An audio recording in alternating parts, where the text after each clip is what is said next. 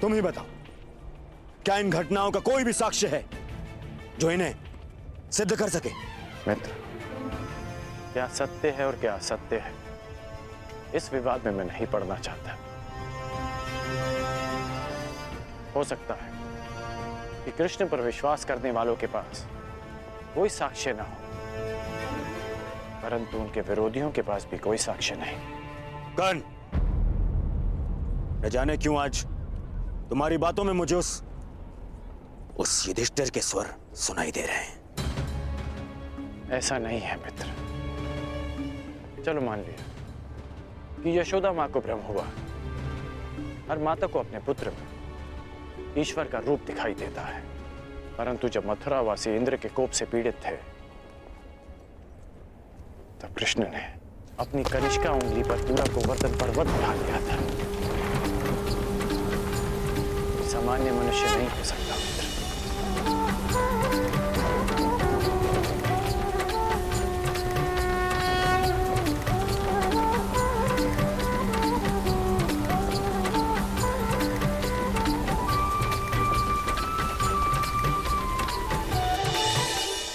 मर्दन, क्या यह भी भ्रामक प्रचार लग रहा है?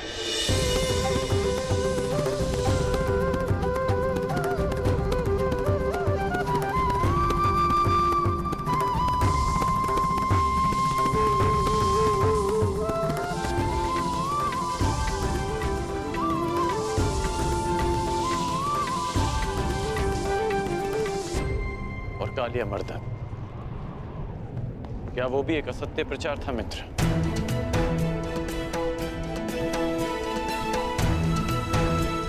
उस महाविषधारी महाशक्तिशाली सर्प का अंत करने वाला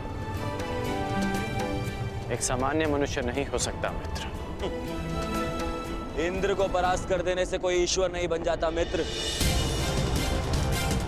तुमने भी तो इंद्र को परास्त किया, परंतु तुम्हारा कोई भक्त नहीं, तुम्हें कोई ईश्वर नहीं मानता।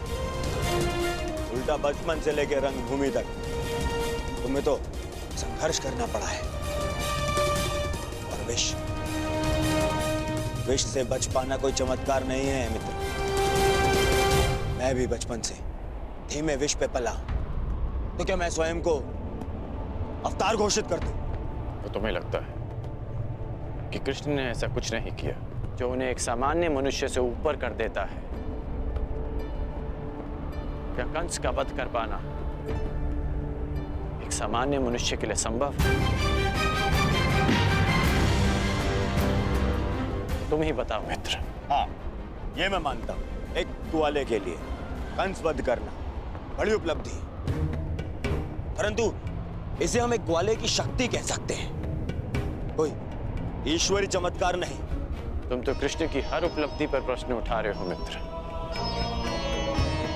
हाँ, क्योंकि वो एक छलिया है, छल करने वाला, माया करने वाला, और कुछ नहीं। छलिया कहो या माया भी, परंतु उन्होंने जो किया अपने लोगों के शुभ के लिए, अपने लोगों के उत्थान के लिए किया।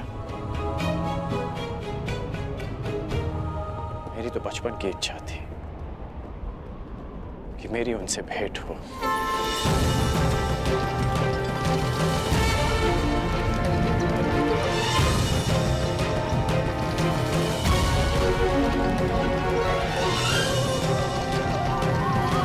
जरासंध के कारण ये भेंट तो होगी।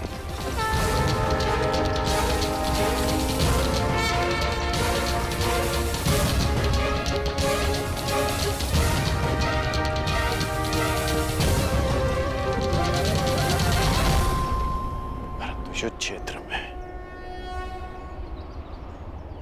इसकी मैंने कभी कल्पना नहीं की थी। मित्र, मत भूलो कि तुम्हें अपने वचन के लिए उस कृष्ण से युद्ध करना है, और अपने शत्रु से इतना प्रभावित होना विजय का लक्षण नहीं है। वो मायावी है, तुम्हारे भ्रम को तुम्हारे विरुद्ध अस्त्र बनाकर तुम्हें पराजित कर सकता है।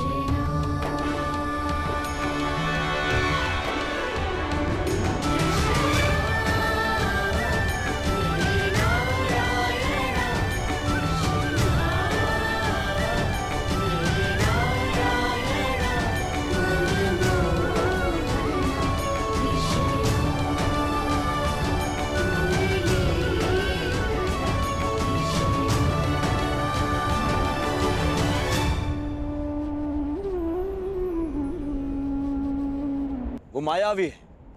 वो जहां अपने पांव रखे वहां सब कुछ परिवर्तित हो जाता है।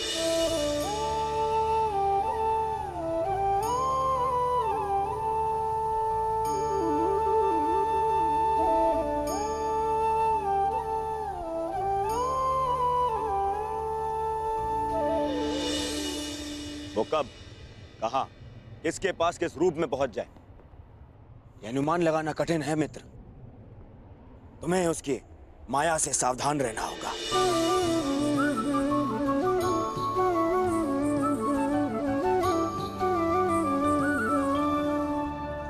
जिनकी प्रशंसा करते आया,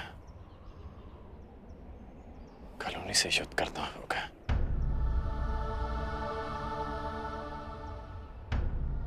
समझ नहीं आता कि क्या करूं।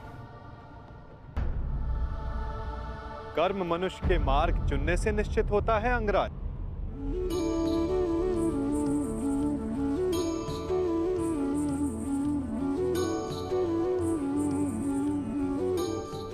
प्रश्न ये करना चाहिए कि मार्ग कौन सा चुना जाए।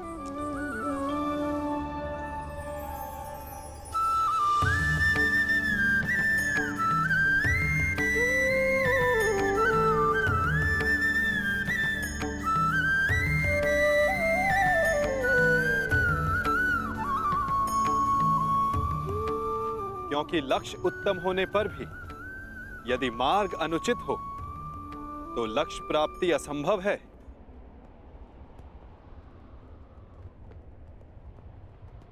चुनने की कला धनुर्विद्या से अधिक कठिन है अंगराज।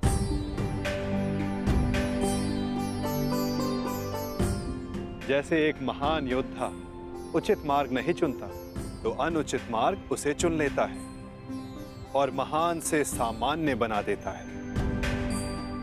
इसीलिए युद्ध, मित्र और शत्रु चुनने में सावधान रहना चाहिए। दो मित्रों के वार्तालाप में विघ्न डालने वाले तुम हो कौन? मैं कौन हूं वो महत्वपूर्ण नहीं, मैं क्या करने आया हूं वो महत्वपूर्ण है।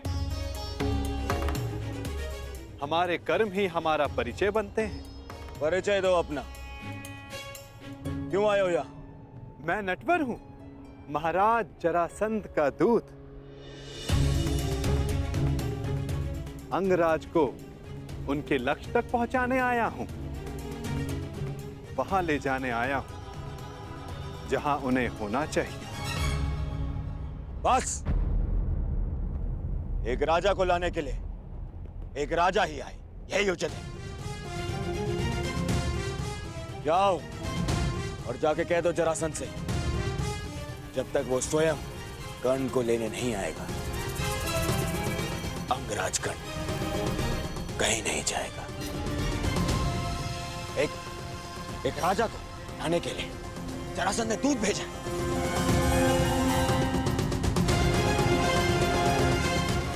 ये नियम के विरुद्ध है। नियमों के विषय में हस्तिनापुर के महान राजकुमार दुर्योधन ने एक बात कही है। क्या वो बात आपने नहीं सुनी? क्यों? क्या कहा है कुमार दुर्योधन? यही कि नियम वो बनाते हैं जो शासन करते हैं और उनको अपने बनाए हुए नियमों को पालन करने का बंधन नहीं होता। जिस तरह एक नदी अपना मार्ग चुनने से पूर्व किसी से पूछती नहीं, उसी तरह एक शासक अपने बनाए हुए नियमों को बदल सकता है। अब आप ही बताइए महोदय, क्या राजकुमार दुर्योधन ने कुछ अनुचित कहा?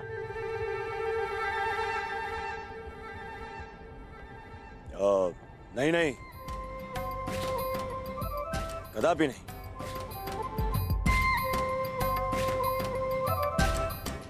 दूत का कार्य है संदेश देना अंगराज, परंतु फिर से कहूंगा, चयन करने का उत्तरदायित्व तो आपका है।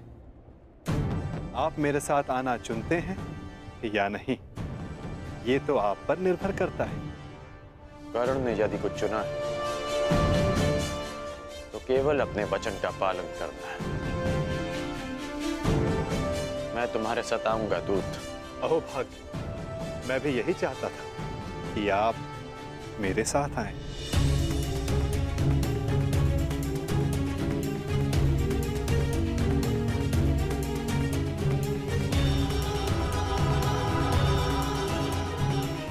जाओ मित्र, मुझे भी हस्तिनापुर जाना है एक आवश्यक कार्य के लिए। एक उक्ति आपके लिए भी है राजकुमार। ईर्ष्या की अग्नि सबसे पहले ईर्ष्यालु को जलाती है।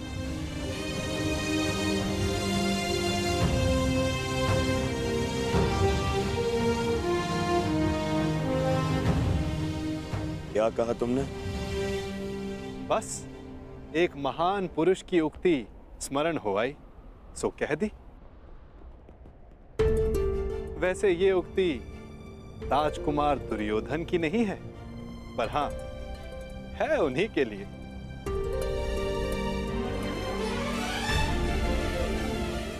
आपका दूत आपकी प्रतीक्षा कर रहा है अंगराज।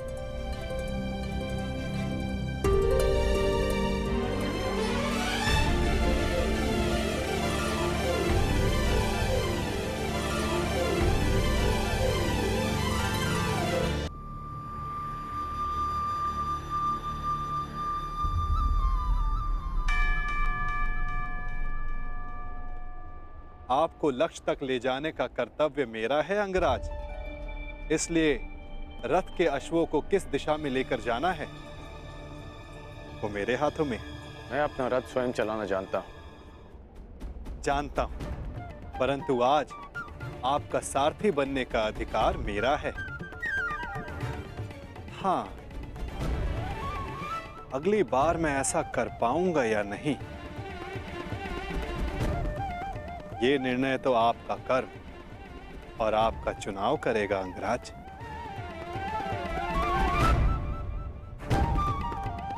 चलो नटवर, जरासंध मेरी प्रतीक्षा कर रहे होंगे। प्रतीक्षा केवल प्रारब्ध करता है अंगराज। कल को प्रारब्ध क्या रूप लेकर आए ये किसी को नहीं पता। कभी कभी हम किसी और लक्ष्य की कामना करते हैं और हमें कोई और लक्ष्य चुन लेता है।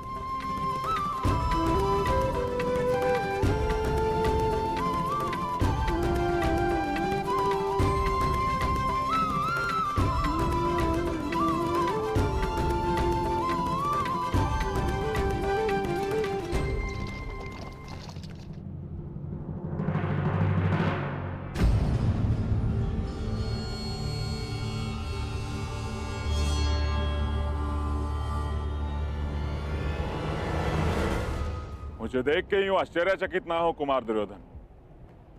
मैं यहां अंगराज को लेने आया।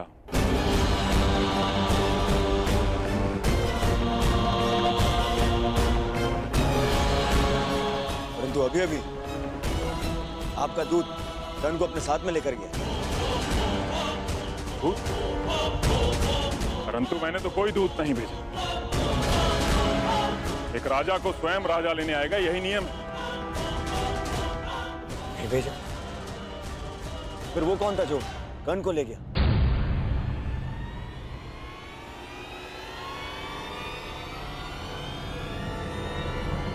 समझ गया, वही छलिया, वही मायावी जो हर बार जरासंध की छाती पर एक और पराजय का घाव कर जाता है। कृष्ण, वासुदेव कृष्ण।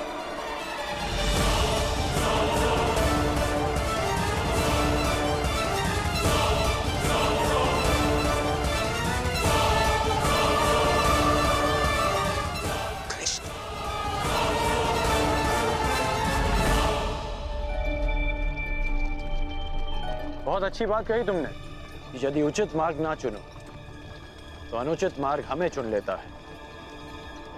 किसने कही हैं ये पंक्तियां?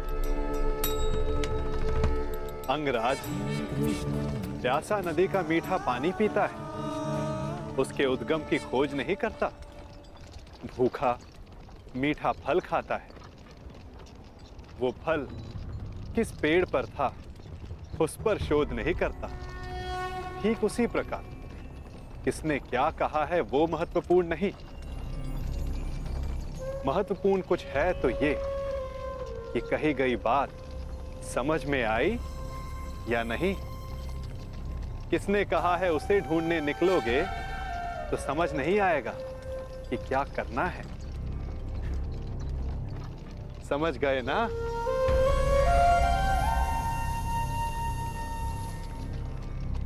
इतना अवश्य समझ गया कि तुम कोई भी बात सीधी तरीके से नहीं करते। दूत हूं, मार्गदर्शक हूं, और जीवन का मार्ग कभी सीधा नहीं चलता।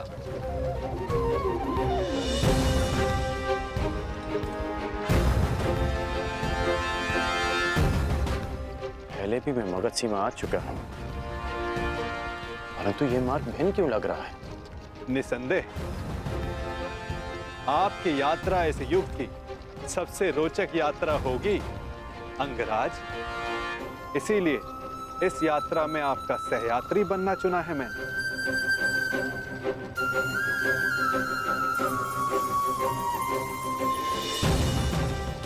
परंतु ये यात्रा अंत नहीं। इस यात्रा के पश्चात जीवन का नया मार्ग मिलेगा। अब देखना यह है अंगराज कि आप कौन सा मार्ग चुनते हो।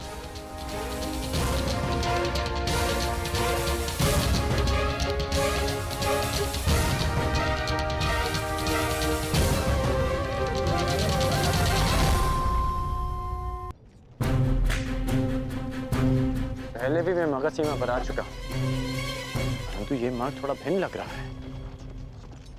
सीमांत का मार्ग निश्चित नहीं होता अंगराज।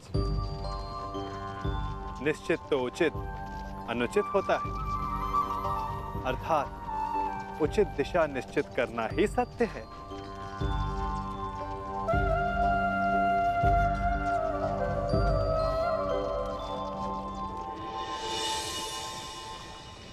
मन की शुद्धि के लिए आवश्यक है कि उत्सुकता के वेग को रोका ना जाए। प्रश्न नहीं करोगे तो उत्तर कैसे पाओगे? तुम्हें कैसे पता कि मैं कुछ पूछना चाहता हूं? एक माता को कैसे पता होता है कि आज उसके बालक को क्या खाना है? एक ढाल को कैसे पता होता है कि तलवार किस ओर से आनी है? ये मन की भाषा है अंगराज। अपना मन सचेत हो तो दूसरे का मन पढ़ना कठिन नहीं। तो तुम मन की बातें भी पढ़ लेते हो? अवश्य। सारथी जो हूं, रथी का मार्ग प्रदर्शन करने के लिए उसका मन पढ़ने की कला एक सारथी को अवश्य आनी चाहिए।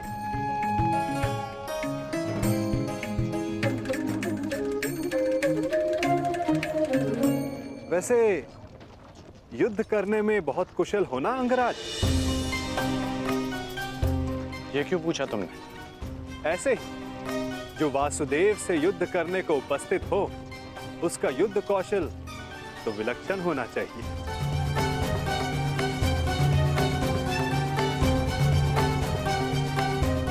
तुम्हें कैसे पता कि मैं वासुदेव से युद्ध करने जा रहा हूं? जरासंध ने बताया? नहीं। तो फिर किसने? आपको स्मरण नहीं अंगराज? मैंने अभी कहा था, अगर सारथी का मन सचेत हो तो योद्धा का मन पढ़ना कठिन नहीं।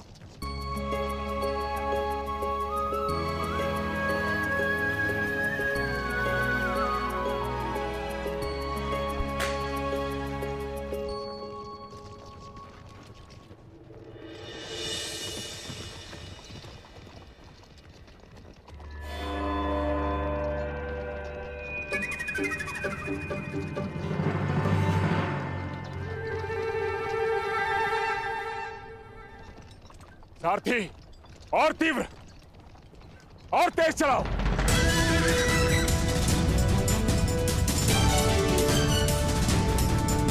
हो रहा, और तीव्र